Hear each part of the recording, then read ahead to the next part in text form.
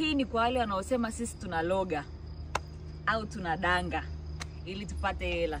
Sasa ni saa 8 usiku na tunateseka, alafu huyo anakuja kusema sisi tunaloga. Kuja. Kama ni rahisi na nyie kalogeni pate hiyo hela. Kama ni rahisi kuloga au kama ni kudanga ni rahisi. Kadangeni mpate hiyo hela. Hello. Na ole wa mtu aje kuniomba hela. Takuua.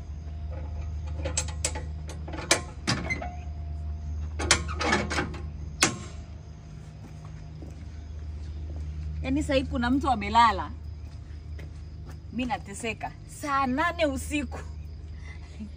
Alafu kesho naomba niazime 20. Naomba ni I say. Na utakuta kuna watu wamekaa kijiweni sasa hivi wanasema, Agatha ana hela kwa sababu ameloga. Anadanga. Mkuu. Babeki.